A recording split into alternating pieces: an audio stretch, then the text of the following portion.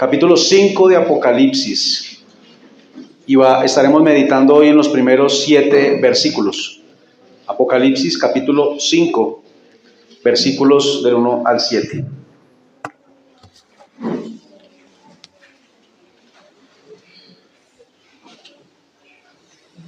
Dice la palabra del Señor así: Y vi en la mano derecha del que estaba sentado en el trono un libro escrito por dentro y por fuera, sellado con 7 sellos, y vi a un ángel fuerte que pregonaba a gran voz: ¿Quién es digno de abrir el libro y desatar sus sellos?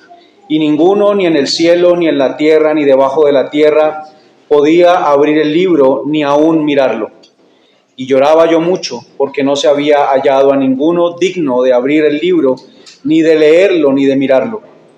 Y uno de los ancianos me dijo: no llores, he aquí que el león de la tribu de Judá, la raíz de David, ha vencido para abrir el libro y desatar sus 7 sellos. Y miré, y vi que en medio del trono y de los 4 seres vivientes, y en medio de los ancianos, estaba en pie un cordero como inmolado, que tenía 7 cuernos y 7 ojos, los cuales son los 7 espíritus de Dios enviados por toda la tierra. Y vino y tomó el libro de la mano derecha del que estaba sentado en el trono. Amén. Eterno Dios, Señor, damos gracias por tu palabra, Dios. Gracias porque por medio de ella, Señor, tú continuamente, Señor, traes aliento a nuestra vida, traes esperanza, Señor, en medio de nuestro caminar. Sabemos, Señor, y tú lo dijiste también, en este mundo hay aflicción, más para una iglesia que representa tu nombre, el cual el mundo, Señor, no quiere oír, el cual el mundo no quiere aceptar. Y hay tribulación, Señor, y hay persecución, y hay, Señor, también presión para que nos adaptemos y nos conformemos al mundo. Y como iglesia quizás muchas veces nos sentimos tentados a pensar que es la mejor opción que tenemos. Pero damos gracias, Señor, porque tu palabra viene para darnos nuevamente fuerza y alentarnos, Señor, para seguir adelante y no entregarnos, Dios, completamente a la maldad y a las maquinaciones, Señor, del mundo, a los preceptos y a las leyes que el mundo ha generado apartado de ti, sino que, Señor, nos llevas cada día más a conformarnos a tu voluntad. Sabemos, Señor, que es tu obra y que será terminada hasta el final en cada uno de nosotros. Así que damos gracias, Dios, y te damos gracias por esta palabra, la cual en el día de hoy estaremos meditando. Y, Señor, lo agradecemos porque sabemos que será palabra que traerá, Señor, edificación a nuestra vida. Gracias, Dios, en el nombre de tu Hijo Jesús. Amén y amén. Bien, hermanos, tomemos asiento, por favor. Y quisiera iniciar con algo que, bueno, no estaba seguro de ¿se está escuchando, sí? ¿O solo? Bueno, gracias. Algo que no estaba seguro si decir o no, pero bueno, aquí lo tengo, y es algo que yo recuerdo cuando yo tenía unos 7 años de edad. Y es que nosotros vivíamos en unas casas, la de mi abuelo por parte de mi papá y la de mi abuela por parte de mi mamá, de ellos eran una al lado de la otra. Y nos juntábamos a veces como primos a compartir, y había una tarde en la que teníamos una reunión de estas y íbamos a compartir con mis primos. Yo tenía 7 años y a mí se me ocurrió la gran idea de compartir algo con mis primos, comprar algo para llevar y compartir con ellos. Hasta ahí la historia está bien. El problema es que fui y tomé dinero de la billetera de mi papá. Recuerdo que era un billete de 50 pesos y lo tomé para ir y comprar unos roscones y una gaseosa para compartir con mis primos. Pues obviamente a una tía que estaba con nosotros le causó curiosidad que yo de dónde había tomado dinero o de dónde tenía dinero para comprar esto. Pues la noticia llegó a oídos de mi papá, y cuando llegué a casa, pues evidentemente me encuentro con que ya él sabía que algo había pasado, que algo no estaba bien, y es claro que aquí lo que encontramos es un problema, ¿verdad?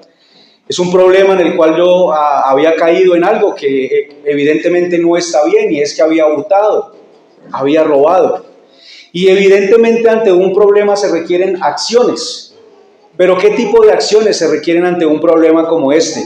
Normalmente en una situación así hay 2 tipos de acciones: castigo, ¿no es cierto?, justicia, Y también corrección, pero la corrección evidentemente viene desde el amor.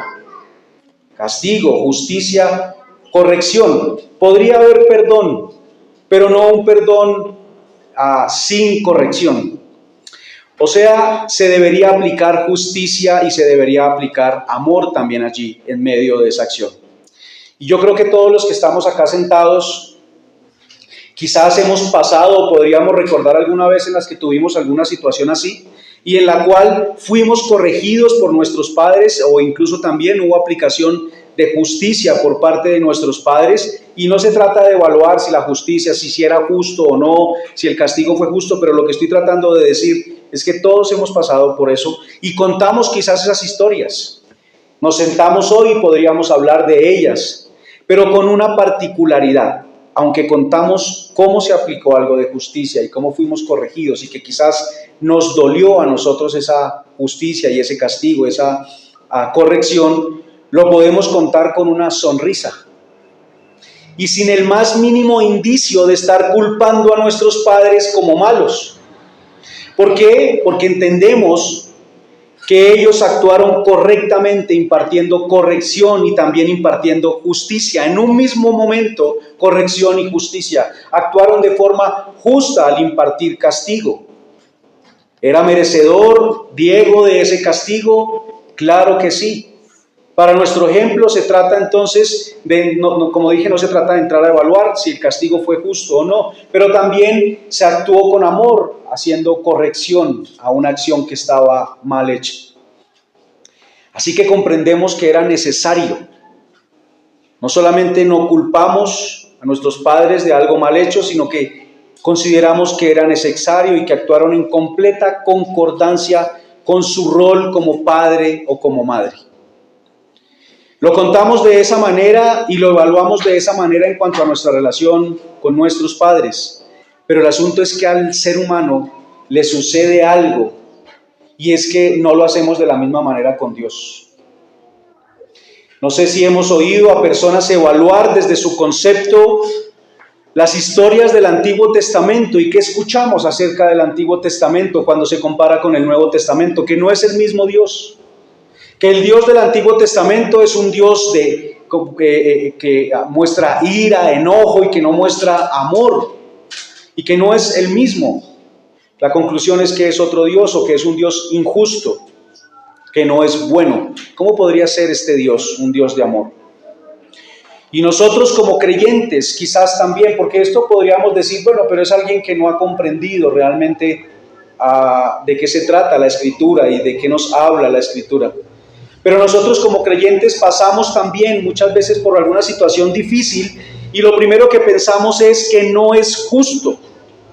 Dios, si yo he hecho todas estas cosas, he servido, hago esto y aquello, ¿por qué a mí? Pero no que pensamos en que el Señor está usando esto para corregirnos, para limpiarnos de nuestra maldad. Ser corregidos, que significa que aún estamos siendo formados a la imagen de Cristo. Aún estamos siendo llevados a ser enderezados. Debemos conocer a Dios entonces como un Dios justo y un Dios que ama. No podemos separar ninguna de las dos cosas, están unidas. Un Dios que tiene todo el derecho de impartir justicia a quien está apartado de Él, pero que también corrige a los suyos y lo hace en amor. Al no apreciarlo de esta forma, nuestra adoración se va a ver afectada. Solo querer ver a un Dios de amor o a un Dios de juicio, porque también pasa, es incorrecto. Tener un desbalance entre el juicio y el amor de Dios afecta nuestra adoración. Por eso, hermanos, lo importante de tener un conocimiento correcto de Dios, y eso es algo que podemos ver en los versículos, y está muy marcado en los versículos que acabamos de leer, en el león y en el cordero, que es Cristo, quien es digno, como cantábamos esta mañana, y no hay ninguna contradicción entre esas dos figuras, cordero y león, sí. Así que el título para nuestro mensaje en esta mañana es El león y cordero, un plan de juicio y redención. El león y cordero, un plan de juicio y redención. Ese plan que es de Dios incluye justicia y redención. juicio y amor de un Dios que es un Dios justo, pero es un Dios de amor también. Y el primer punto para esta mañana es que hay un plan eterno y viene de Dios y es trascendental. El plan eterno de Dios es trascendental. El plan eterno de Dios es trascendental. En la introducción que di hablábamos de un problema. En este caso, el problema lo tenía yo y que requería una acción. Pero en la relación de la humanidad con Dios también hay un problema que se generó allá en Edén.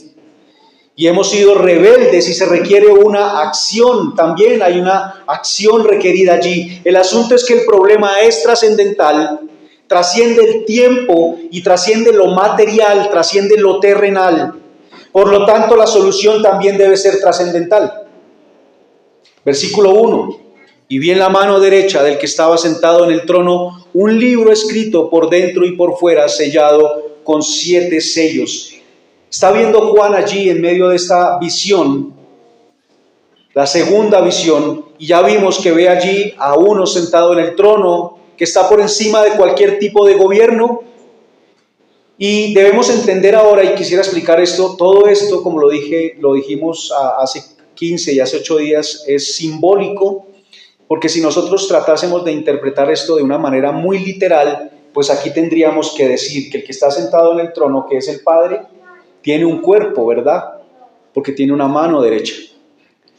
Y sabemos que no es así, porque Dios es espíritu. Así que todo esto es simbólico y lo que tenemos que entrar a mirar es ¿qué nos hablan todos, de qué nos hablan todos estos símbolos? En muchos sentidos, hermanos, este capítulo 5 está íntimamente unido al anterior, al capítulo 4. Todo sigue sucediendo alrededor del trono. Y aunque aquí sigue sucediendo todo alrededor del trono, lo que vemos es que se introduce algo muy importante, nuevo, que es el tema del libro y la relación con el Señor Jesucristo, quien es presentado en estos versículos como el legítimo gobernador de la tierra, quien ha dado su vida por la redención de su esposa, la iglesia, no de cualquiera, pero también quien puede ejecutar los juicios que van a venir sobre este mundo y puede ejecutar también entonces la redención. En esos 2 capítulos hay una imagen de la adoración celestial y debe ser una enseñanza, hermanos, para nosotros acerca de nuestra adoración terrenal, la cual está directamente relacionada, como decía hace un momento, a nuestro conocimiento de Dios, de su soberanía, de su justicia, de su amor. Y aquí en estos capítulos podremos observar todo esto. Lo primero es entonces esa soberanía. Él es el que está sentado en el trono, de la cual ya hablamos en el capítulo 4. ¿Quién de nosotros no ha hecho planes? ¿Quién de nosotros no hace planes constantemente? Para esta semana debemos tener ya cosas pensadas, incluso para este mes o para los meses que vienen. Hoy, por ejemplo, nos acompañaron nuestros hermanos de la alabanza en Santa Lucía y eso estaba planeado dentro de un cronograma. Planeamos vacaciones y todo lo que conlleva el planear unas vacaciones. Planeamos trabajos y todo lo que conlleva eventos, reuniones, estudios. Todos esos planes, hermanos, están dentro de los límites naturales. Y no está mal hacer planes. Es más, creo que es necesario hacerlo. El problema que tenemos es que nosotros hacemos esos planes desconociendo o perdiendo de vista que todo está ligado al problema trascendental y al plan trascendental de Dios. Lo que vimos en el capítulo 4, de que hay uno sentado en el trono y que lo controla todo de acuerdo a su plan, el cual es trascendental, o sea, pasa los límites naturales y lo trasciende todo. Pero nosotros planeamos sintiéndonos dueños absolutos de nuestra vida y controladores totales de nuestro futuro. Creo que nos pasa constantemente. Controlamos perdiendo de vista que todo lo que nosotros hagamos está en dependencia al plan trascendental de Dios y que nada que hagamos podrá desviarnos de ese plan que Él tiene para cada uno de nosotros.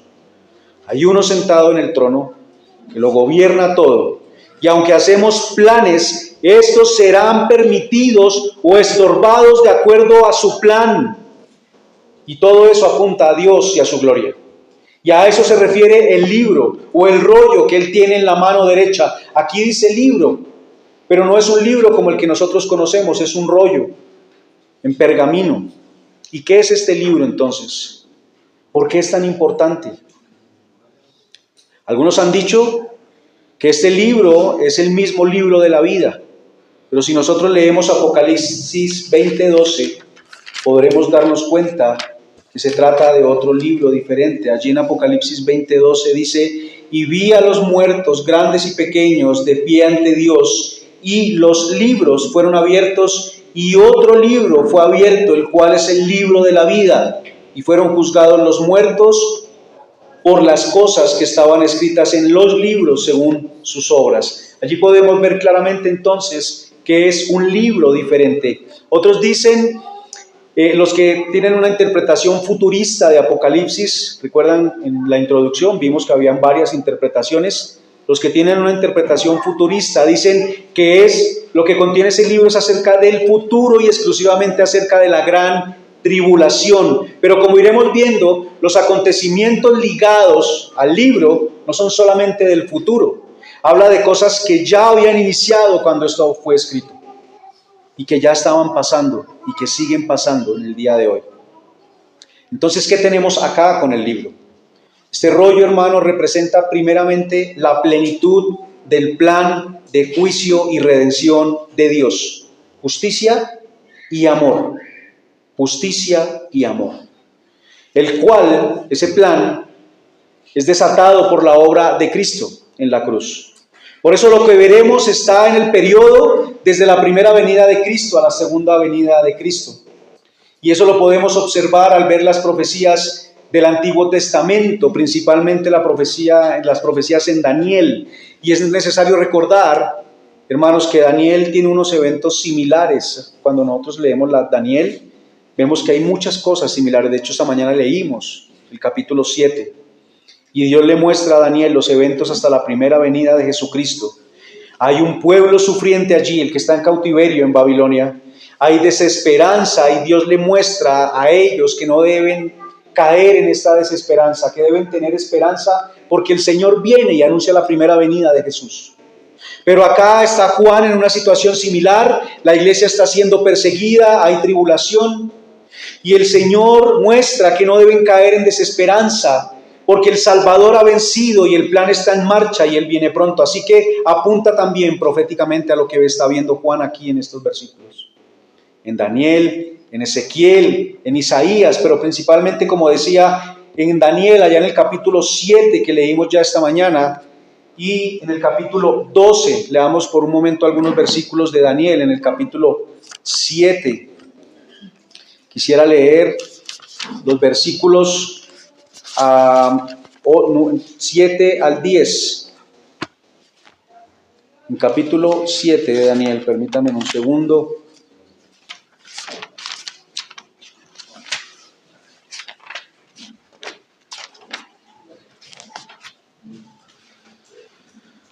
Dice la palabra así: después de esto miraba yo en las visiones de la noche, y aquí la cuarta bestia, espantosa y terrible y en gran manera fuerte, la cual tenía unos dientes grandes de hierro, devoraba y desmenuzaba, y las sobras hollaba con sus pies, y era muy diferente de todas las bestias que vi antes de ella, y tenía 10 cuernos. Mientras yo contemplaba los cuernos, he aquí que otro cuerno pequeño salía entre ellos, y delante de él fueron arrancados 3 cuernos, de los primeros, y he aquí que este cuerno tenía ojos como de hombre, y una boca que hablaba grandes cosas. Estuve mirando hasta que fueron puestos tronos, y se sentó un anciano de días, cuyo vestido era blanco como la nieve, y el pelo de su cabeza como lana limpia. Su trono llama de fuego, y las ruedas del mismo fuego ardiente.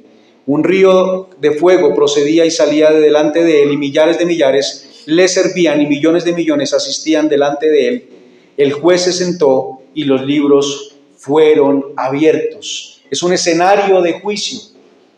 Y allí vemos los libros nuevamente abiertos. En Ezequiel 2 también vemos otro ejemplo, y allí también hay un juicio. En Ezequiel capítulo 2 vemos allí también un escenario de juicio, y dice al final de ese capítulo 2: y miré, y he aquí una mano extendida hacia mí, y en ella había un rollo de libro. Y lo extendió delante de mí, y estaba escrito por delante y por detrás, y había escritas en él endechas y lamentaciones y ayes.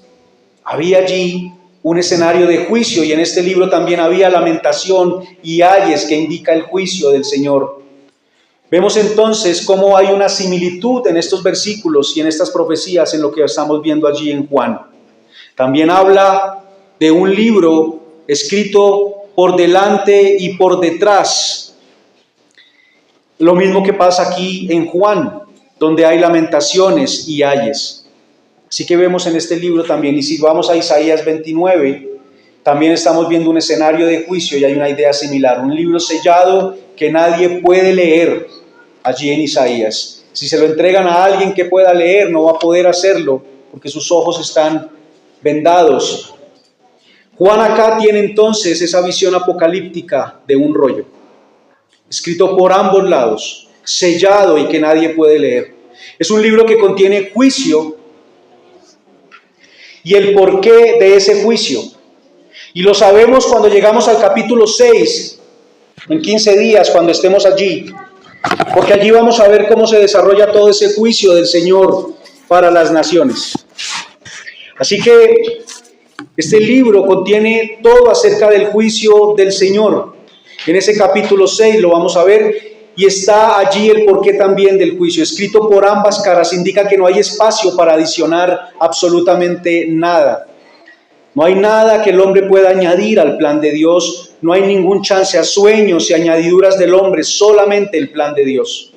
Y hay otra particularidad, hermanos, aquí, y es que en la época, en el Imperio Romano, se sellaban unos documentos con 7 sellos, o múltiples sellos mejor, y normalmente eran documentos que manifestaban las últimas voluntades de las personas o testamentos, y esto era parte o era mejor para dar la seguridad de que nadie había manipulado ese documento. Solo el indicado podía romper el sello y ejecutar la voluntad del documento.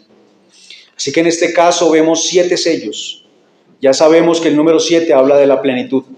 Así que acá tenemos la plenitud del plan de Dios en relación directa a su ejecución en la obra de Cristo, plan de juicio y de redención, y también un plan de herencia para los suyos. Así que, hermanos, es necesario entender que lo que estamos viendo aquí en este primer versículo es lo que el Señor ha dispuesto para el problema trascendental del hombre en cuanto a su pecado y su relación con Él.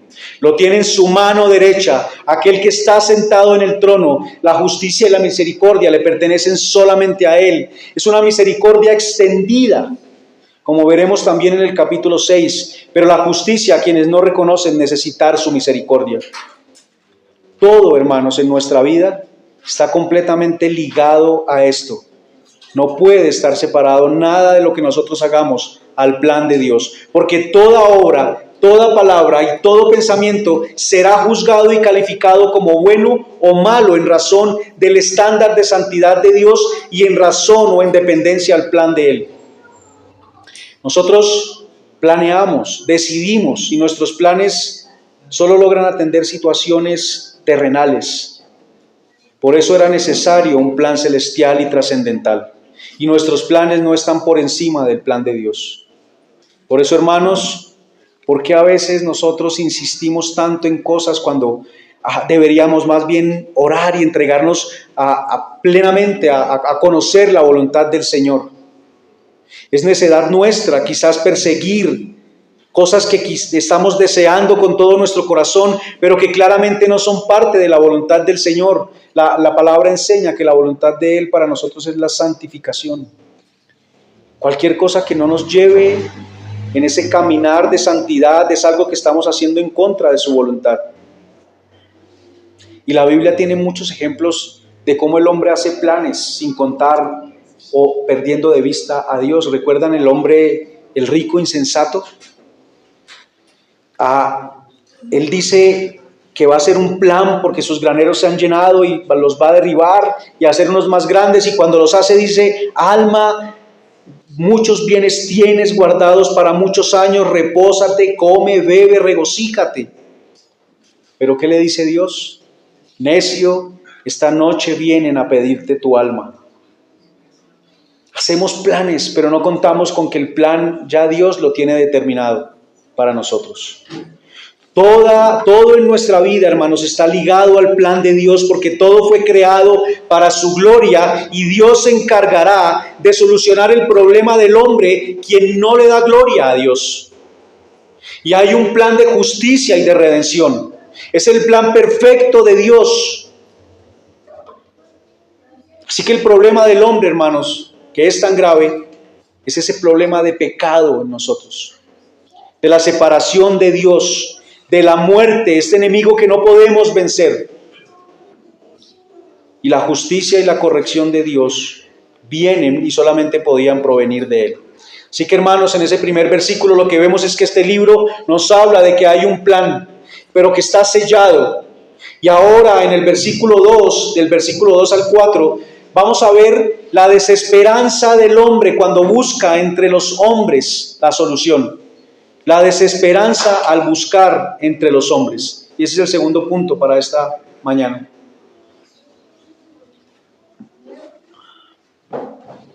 Los versículos 2 al 4 dicen lo siguiente: y vi un ángel fuerte que pregonaba a gran voz, ¿quién es digno de abrir el libro y desatar sus sellos? Y ninguno, ni en el cielo, ni en la tierra, ni debajo de la tierra, podía abrir el libro, ni aún mirarlo. Y lloraba yo mucho, porque no se había hallado a ninguno digno de abrir el libro, ni de leerlo, ni de mirarlo. Un ángel fuerte que pregona a gran voz. ¿Quién es digno de abrir el libro y desatar sus sellos? ¿Quién es digno de que el plan pueda ser librado para que se ejecute? El pregón se hizo a gran voz de tal manera que llegó a toda la tierra, al cielo, a la tierra y debajo de la tierra. No hay opción de decir que la razón es que no se sabía que se necesitaba a uno digno. En cada rincón se escuchó el pregón del ángel y en cada persona mejor, se buscó dignidad para desatar el plan de Dios. Vivo o muerto, debajo de la tierra, habla de los que estaban muertos. ¿Quién es digno?, pregunta el ángel. ¿Qué pregunta, no? Retadora. ¿Quién es digno de servir para el Señor? ¿Quién es digno de pararse acá y predicar su mensaje perfecto y puro? ¿Quién es digno de acercarse al trono y adorarle? ¿Quién es digno de servir a Dios? Ninguno de nosotros.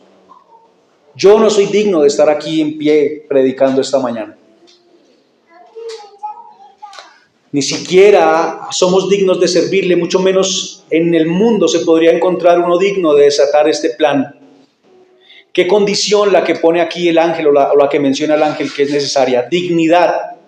Y cuando se habla de dignidad en el mundo se dice que todos tenemos esa cualidad. Estuve buscando y cuando uno busca en el diccionario el significado de dignidad, se apunta a que todos tenemos esa cualidad de ser dignos como algo inherente a nosotros como seres humanos.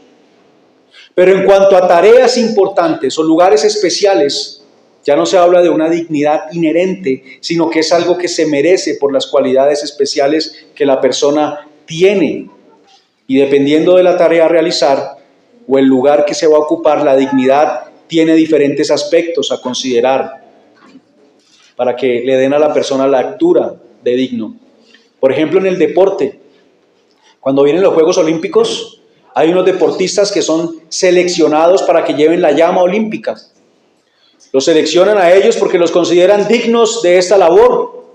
O cuando, por ejemplo, tenemos en el fútbol la votación por el Balón de Oro, que creo que ya tiene otro nombre. Pero allí hay una votación en medio de técnicos y de jugadores y, personas que tienen que ver con el deporte del fútbol y se selecciona a uno, al que consideran que es el digno de recibir este premio. Y acá, hermanos, no es diferente. Notemos bien lo que el ángel estaba buscando. ¿Quién es digno de abrir el libro y desatar sus sellos?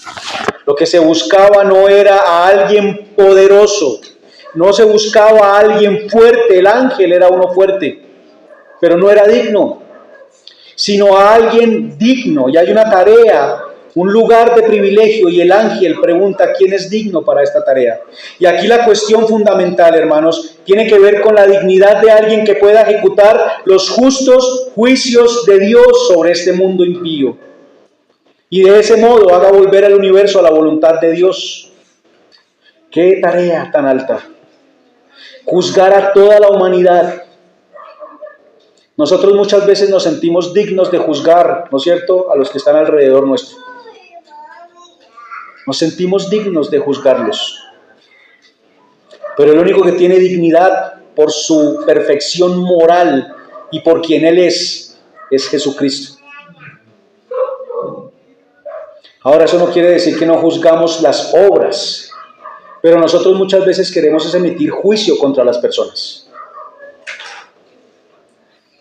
Entonces, hermanos, es una tarea bastante alta y de privilegio que no hay ninguna comparada en el mundo.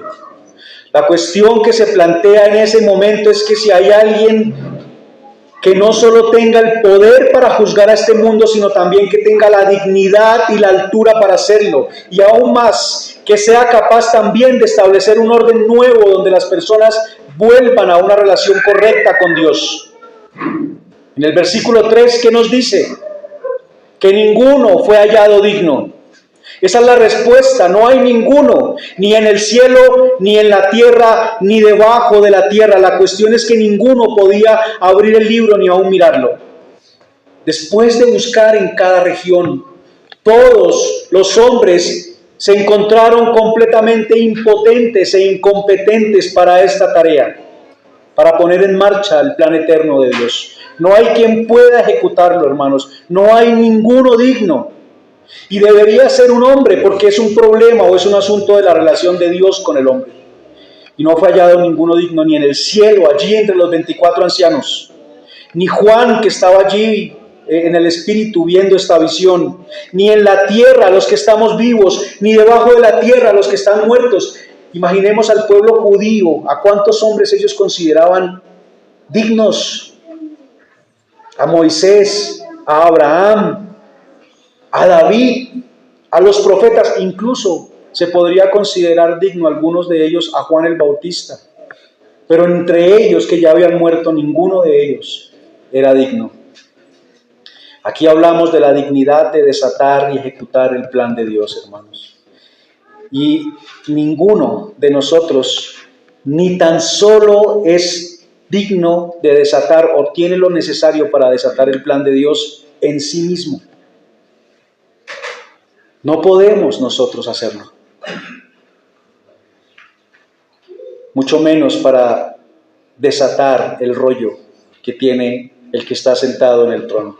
No había forma de que algún ser humano desatara el plan de Dios y lo ejecutara. Hermanos, ninguno tiene la dignidad de poner en marcha ni ejecutar el plan de Dios, ni siquiera en su propia vida. Al ser un plan celestial, se necesita la intervención celestial para llevarlo a cabo. Por eso pensar que Dios solamente creó el mundo y lo dejó para que corriera de acuerdo a las decisiones que nosotros tomáramos es impensable.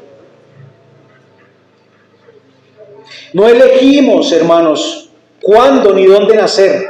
No elegimos a nuestros padres, no elegimos nuestras características físicas. Son muchas cosas las que nosotros no podemos elegir. Diariamente tomamos decisiones y elegimos cosas. Son nuestras decisiones. Pero por grande que sea la decisión, nunca será una decisión que afecte el plan de Dios y nunca será una decisión que esté desligada del plan de Dios para la vida nuestra. Si nuestros planes, hermanos, se llevaran a cabo sin que estuvieran en completa dependencia al plan de Dios, estaríamos en graves problemas. Porque desde una naturaleza caída elegiríamos siempre dar la espalda a Dios. No tenemos lo necesario. Ninguno busca a Dios. Todos nos hicimos inútiles, dice la palabra en Romanos 3. Es imposible para nosotros elegir correctamente. No tenemos lo necesario para ejecutar el plan de Dios en nosotros, mucho menos en la vida de los demás. Cada cosa que hagamos, hermanos, cada decisión está en completo control de Dios. ligado a su plan de redención para los suyos. Y cuando nosotros aportamos algo para el desarrollo del plan de Dios, como una predicación, como tareas de evangelización, no somos nosotros directamente, sino la obra de Cristo en nosotros, o Cristo directamente en nosotros. En el versículo 4 entonces, ¿qué sucede allí con Juan? Y lloraba yo mucho, dice el apóstol. Lloraba porque no fue hallado ninguno digno. Llora incontrolablemente porque no hay ninguno digno. Imagínense, hermanos, él ha visto el sufrimiento de la iglesia, acaba de venir de todo ese sufrimiento, está separado allí, se me olvida la palabra, en la isla de Patmos. Está exiliado en la isla de Patmos y él ha visto el sufrimiento de la iglesia y no queda sino uno de ellos, de los apóstoles, solamente queda él. Los demás han sido asesinados de forma violenta por seguir a Cristo. ¿Qué espera él entonces?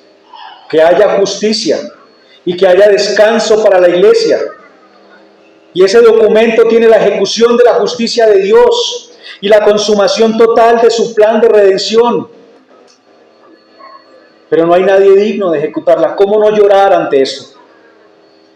No sé, hermanos, pensaba cuando leía esto, si a nosotros nos causa también el mismo dolor ver que el plan de Dios no se está ejecutando. Nosotros nos entregamos a las tareas del mundo.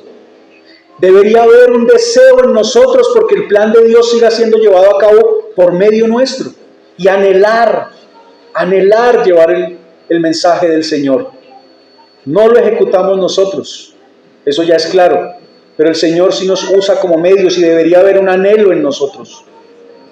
Sin duda lo que a él le preocupaba no era quedarse sin saber lo que había escrito el libro, lo que estaba escrito allí, acerca de los acontecimientos futuros, sino el hecho de que los planes de Dios permanecieran sin cumplirse. Le dolía que el mundo siguiera siendo un lugar hostil. Cristo y su iglesia perseguidos, que hubiese aún llanto. En estos días el país se conmociona por la muerte de esta chica, de esta niña en el Cauca. Y cada vez que sucede un evento de estos nos duele. Eso es causa de ese problema trascendental que tiene el hombre. Y la solución está en el mensaje que llevamos nosotros. Debería dolernos y llorar también lágrimas porque sabemos que la solución está en el Evangelio, en la predicación del Evangelio. Eso implicaba, hermanos, si el libro no era abierto, que la tierra seguiría bajo la maldición del pecado, sufriendo las terribles consecuencias por los siglos de los siglos. Imaginen eso. Seguir viviendo como vivimos el día de hoy, para siempre, de esa manera. Cuánta desesperanza pensar que el plan de Dios no se llevaría a cabo. Cuánta desesperanza, hermanos. Por lo tanto, Juan lloraba, porque él quería ver el mundo libre de maldad, libre de pecado, libre de muerte. ¿Nos duele la pérdida de un familiar? Claro que nos duele. Es causa también de ese problema. La maldad quedaría sin ser juzgada. No habría protección para los hijos de Dios, no habría juicio para los perseguidores de la iglesia y los opresores, no habría una nueva tierra ni un nuevo cielo, no habría victoria para la iglesia, los justos nunca serían glorificados. Eso es lo que significa que ninguno pudiese abrir el rollo. Juan llora porque si el rollo no es abierto, el mundo seguiría como está. No había fin para la opresión del mundo sobre la iglesia.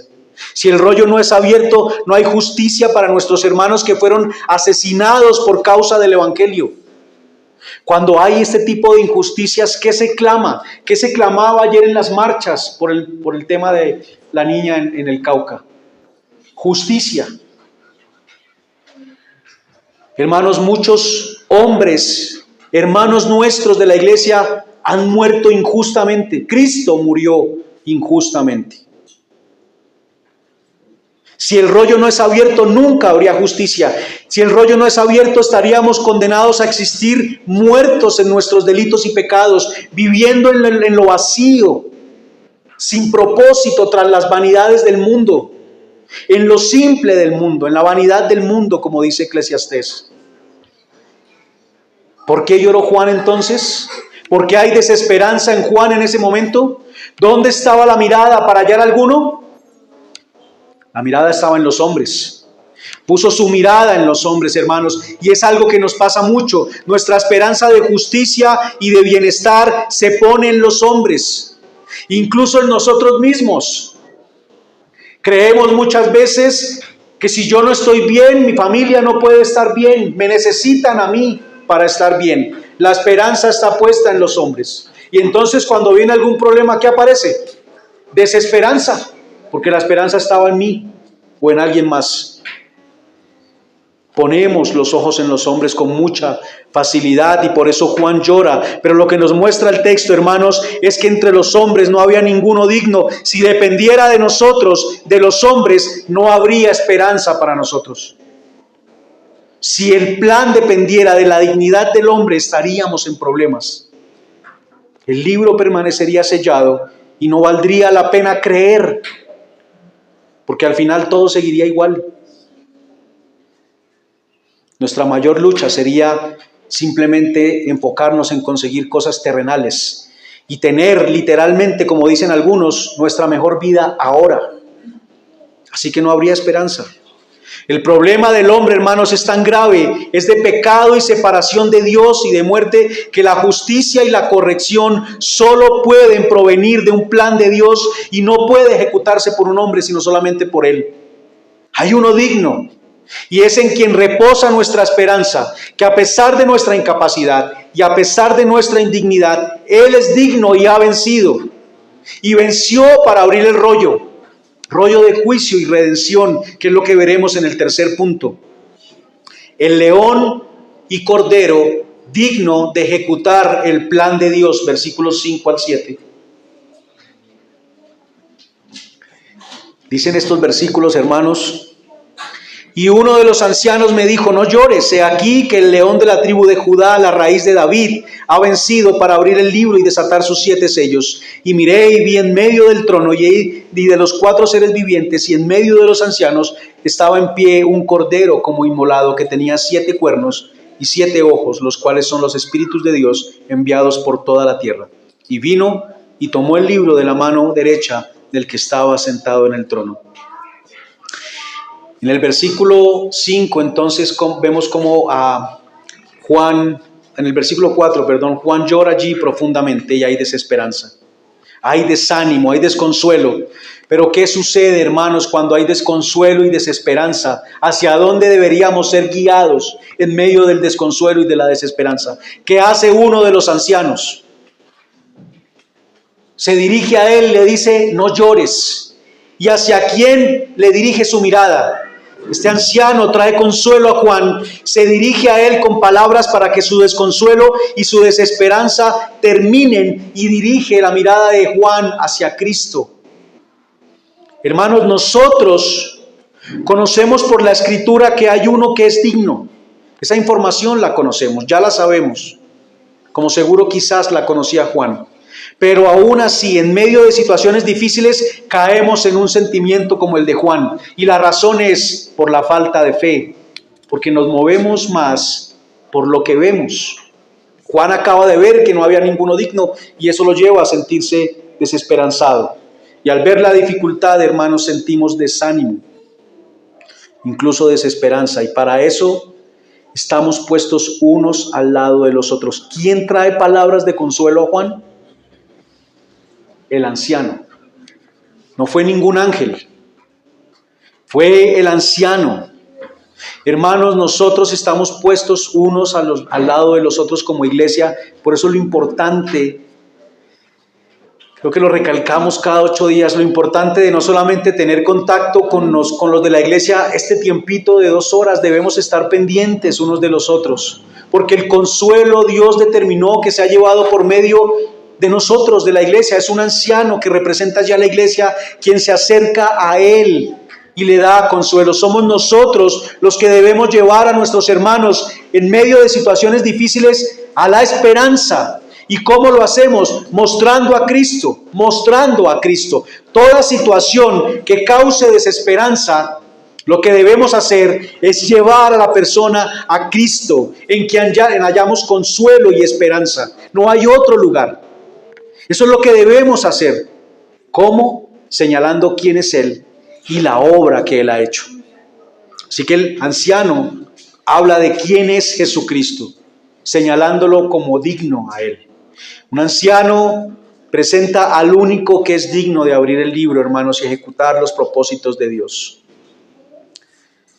Y el que es digno y poderoso para ejecutar ese propósito de Dios también en nosotros.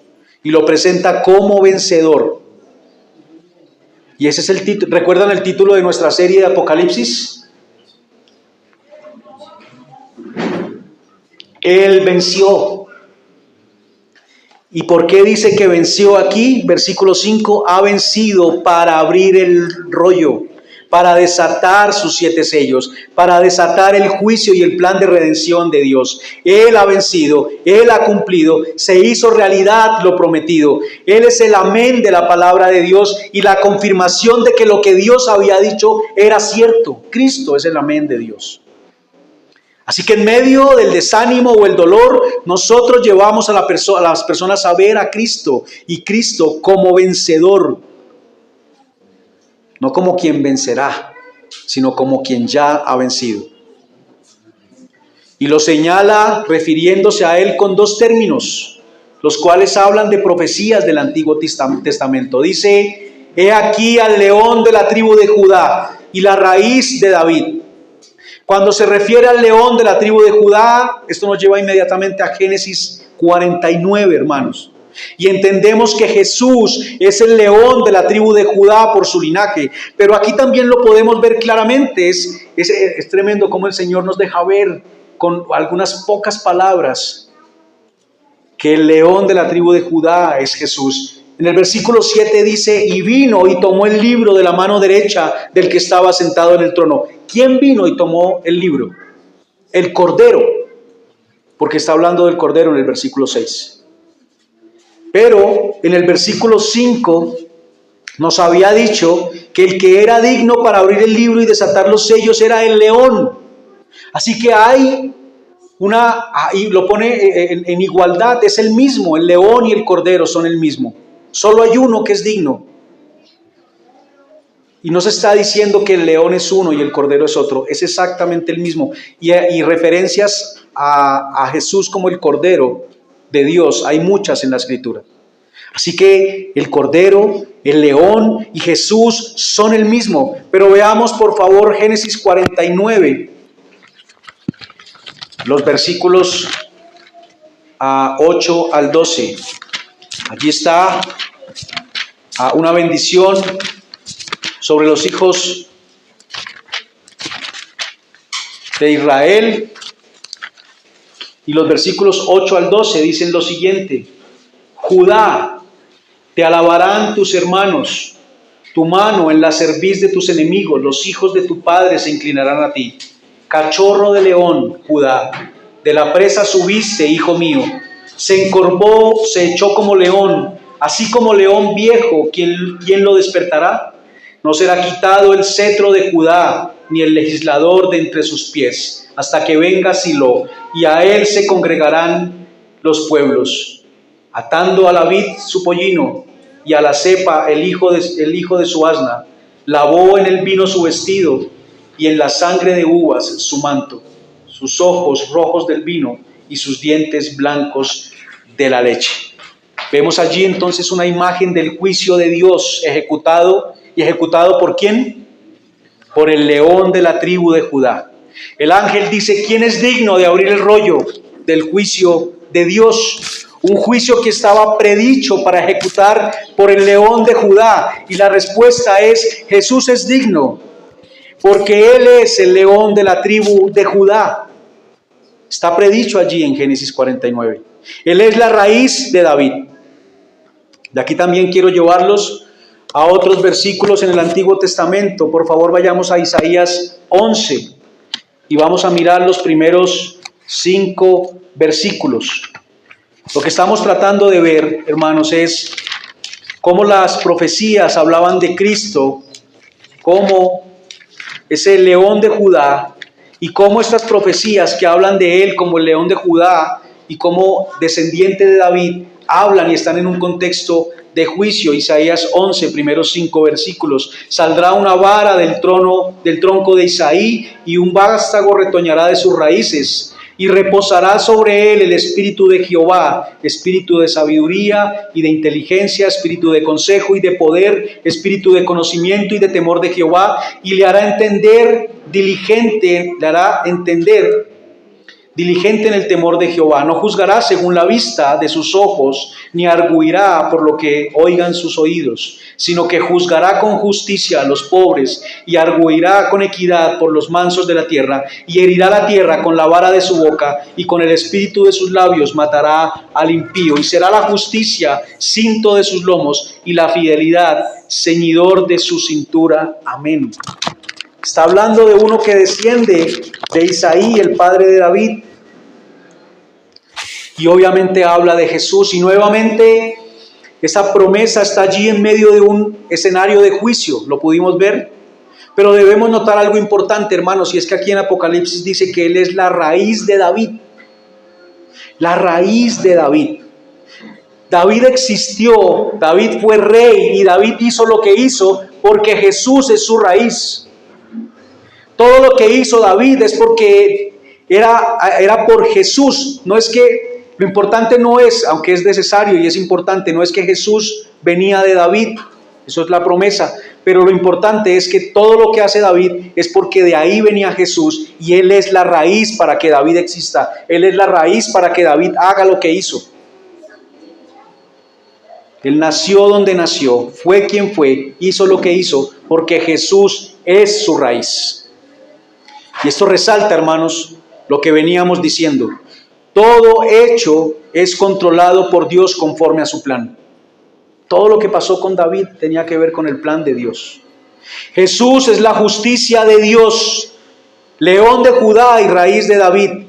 Es parte del carácter de Dios. Así las personas no les guste, hermanos. Es muy importante verlo de esta forma, porque imaginemos un Dios que no castiga la maldad. No sería un Dios justo. La justicia será hecha, y será hecha por un Dios perfecto y justo. No creemos, hermanos, que necesitamos un Salvador si no creemos en un Dios de juicio que castiga la maldad. Juicio que merecíamos nosotros también. Pero al conocer a Dios de esta forma y saber que ese juicio ya no viene sobre nosotros, debe causar en nosotros profundo gozo, hermanos. Jesús oró para pasar esa copa. ¿Cuál copa? La copa de la ira de Dios. Nosotros, sin merecerlo, y gracias a su sacrificio, fuimos pasados de beber la copa de la ira de Dios. Algo por lo que Jesús oró, pero dijo que se haga tu voluntad. Y la voluntad de Dios fue hecha. Y ahora nosotros pasamos la copa de la ira de Dios. En Cristo fuimos salvados de la ira de Dios. Entender que Dios es un Dios de juicio nos debe llevar a apreciar y valorar la redención y amar al Redentor con todo nuestro ser. A veces no vemos que las cosas acá suceden con justicia, hermanos. Y eso le pasa a David en el Salmo 73. Él ve a los impíos y al parecer tienen buenas vidas. ¿A quién no le ha pasado eso, no? Vemos a quien no es creyente pero qué buena vida que tiene. Y nosotros, ¿por qué no? Pero cuando vemos en ese Salmo 73 los versículos 13 y 14, allá David dice que luego consideró el fin de ellos. Hermanos, y cuando consideramos el fin de alguien que no ha creído en Cristo, la perspectiva cambia. La justicia de Dios será ejecutada sí o sí, y quien se niega a creer en el Evangelio en Cristo, literalmente su mejor vida será ahora. Porque el juicio del león de Judá viene, y no es cosa liviana, hermanos. Es triste entonces que la gente se pase toda una vida persiguiendo llenarse y nunca estar satisfecho, y luego morir y enfrentar el juicio de Dios. y la ira de Dios. ¿No sería difícil esto? Toda una vida queriendo perseguir el bienestar, quizás personas presentándole dónde está el bienestar, que es en Cristo, y la persona persiguiéndolo en otras cosas, morir vacío y enfrentar la ira de Dios. Pero cuando Juan se gira, eso es el león de Judá, juicio, un león poderoso. Pero cuando Juan se gira, ¿qué ve? Ve un cordero que contrasta con la imagen del león. Él espera ver a un león poderoso, como los que vemos quizás en los documentales. Esos leones que están por las sabanas del África y que rugen y que ningún animal tiene cómo decirle absolutamente nada. Él es el que está arriba de esa cadena. Pero él ve un cordero, y la palabra que usa Juan aquí es corderito, porque recordemos que debía ser un cordero de 1 año. Y eso tiene que ver con la redención, hermanos. Jesús, el león, es digno para ejecutar juicio, pero el cordero es digno para ejecutar redención, amor y juicio. El cordero está en medio de ¿qué? Dice allá el versículo, en medio del trono. Está en medio de los 24 ancianos y está en medio de los 4 seres vivientes. El cordero no es el Padre quien está sentado en el trono. El cordero no es uno de los 24 ancianos. El cordero no es uno de los 4 seres vivientes, pero el cordero es Dios, quien está en el trono. Es hombre que también representa a los 24 ancianos y es el principio de la creación que tiene que ver con los 4 seres vivientes. Cristo está en medio de todo. Él es el Dios hecho hombre y principio de la creación. Cristo es el centro de todo y todo gira alrededor de Él. Así que Cristo es digno por quien Él es. Pero estaba en pie y era un cordero como inmolado, y esto nos habla de la razón de su dignidad. Es aquel que venció porque murió, y al morir vence el pecado y vence la muerte. La muerte no podía retenerlo porque solamente tiene poder sobre alguien que ha pecado, y Cristo no tenía pecado. Él muere y ahora está vivo. Está allí parado en medio del trono y tiene marcas de su sacrificio, tiene marcas de que fue sacrificado. Incluso lo que se puede pensar es que tiene la marca de haber sido degollado, como eran muertos los corderos en el Antiguo Testamento. Pero está aquí en pie, y esto habla de su muerte y de su resurrección, habla de su victoria. Así que Él es digno por quien Él es, pero es digno por su obra. Él redime y reconcilia al hombre con Dios y redime a la creación para Dios. En Cristo está completa la obra de redención de Dios. En Cristo se ejecuta todo el plan de Dios de juicio por medio del león y de redención por medio del cordero. Y tiene 7 cuernos y 7 ojos. Y esos 7 cuernos hablan de poder y de autoridad. Leímos Daniel 7 y allá se mencionó muchas veces el tema de los cuernos, ¿verdad? Pero eran cuernos de una bestia que representaban ¿qué? Poder y autoridad, gobiernos, pero a la final esos gobiernos no pudieron retener su poder y su autoridad. Pero este cordero, y una imagen tan débil como la de este cordero de 1 año, retiene su plena autoridad porque está allí con los 7 cuernos que hablan de esa plenitud de autoridad y de poder. Esos cuernos hablan entonces de esa autoridad para juzgar y para redimir. Hay 2 historias en el Antiguo Testamento, no sé si las recuerdan, de unos hombres que fueron y se asieron de los cuernos del altar. Están en Primera de Reyes, en el capítulo 1 y en el capítulo 2. Y uno de ellos fue perdonado y el otro fue sacrificado. Esos cuernos hablan del poder y autoridad total, tanto para juzgar como para redimir. Y la tiene Jesús, toda la autoridad para ejecutar ese juicio. Y también tiene los 7 ojos que representan al Espíritu Santo, hermanos, y nos habla de que su autoridad no es imparcial, porque Él lo ve todo y lo ve todo correctamente. Su juicio es correcto, porque Él no ve solo lo que ve el hombre, Él lo ve todo completamente. No había ninguno digno, porque nuestro juicio es por apariencias, pero el de Él le es por conocimiento completo y total, porque es omnisciente. Es digno de juzgar y de redimir por su omnisciencia.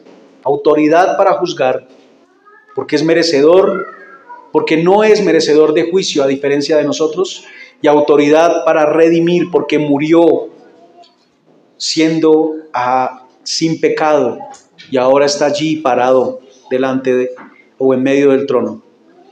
Es un cordero que venció. Hermanos, Cristo venció muriendo en una cruz, y sin duda esto desafía nuestra forma de ver las cosas. A diferencia de nosotros, Él no eligió el camino de la fuerza, sino el de la humillación y el sacrificio. Y de este modo Él venció, porque demostró, hermanos, y esto es importante, Él demuestra que el diablo engañó a la humanidad cuando le hizo creer que Dios no los amaba. Dios no te ama, no te deja tener todo lo que deberías tener. Él no te ama. Un entendimiento equivocado del amor. ¿Puede haber una prueba mayor del amor de Dios hacia la humanidad que entregar a su propio Hijo para morir por nosotros? Tenemos entonces al león digno de abrir el rollo y al cordero digno de abrir el rollo con toda autoridad y omnisciencia. Así que acá vemos un correcto balance entre la justicia y el amor de Dios. El león y el cordero, justicia y amor, con poder y autoridad, hermanos. El evangelio que nosotros debemos presentar es el juicio de un león digno de temer y un rey que tiene autoridad para condenar, pero de amor, porque si crees en Él, Él ha muerto por ti como cordero. Ese es el evangelio que presentamos. Y ese es el llamado que hacemos al arrepentimiento y a la fe en Jesús. Entender a Dios como un Dios de juicio y ver a Cristo como el león poderoso de Judá que hace ese juicio, nos lleva, hermanos, a apreciar a un Dios de amor y nos lleva a apreciar y a valorar al Cordero. Así que hagamos ese llamado al arrepentimiento, hermanos, porque nuestro deseo es que el plan de Dios siga ejecutándose en la vida de las personas. Puestos en pie para dar gracias. Padre eterno, Señor, en esta mañana nos has llevado a meditar en tu palabra, Señor, y en lo importante que es poderte conocer completamente. Poder entender ese balance entre juicio y amor, Señor, que te pertenecen a ti. Que el hombre, por su pecado, tiene un problema grave y que es más grave que cualquier otra situación que se le pueda presentar acá, y es que está separado de ti, que no tiene vida porque nace muerto en sus delitos y pecados, que merece condenación y juicio, el cual será ejecutado por Jesucristo como león de la tribu de Judá, pero que también hay oportunidad aún para venir a ti, Señor, en arrepentimiento y fe, creyendo en Jesucristo como ese cordero que muere como sustituto por los pecados de los que creen en Él. Ese plan, Señor, muestra tu perfección, muestra que eres un Dios de juicio y de amor, y que no hay desbalance en esto, que tienes todo el derecho para ejercer tu justicia, que es necesaria que sea hecha, que es justo y correcto que la hagas, pero que también, Señor, has presentado y has enviado a tu Hijo para morir en la cruz y poder dar una oportunidad al hombre para poder venir a ti y ser salvo de tu ira, ser salvo de la esclavitud del pecado. Señor, que ese sea nuestro anhelo y que como Juan lloremos, Señor, y anhelemos que el plan tuyo sea llevado a cabo, que prediquemos tu palabra para que más personas conozcan de ti y puedan venir a ese plan de salvación y redención, Señor.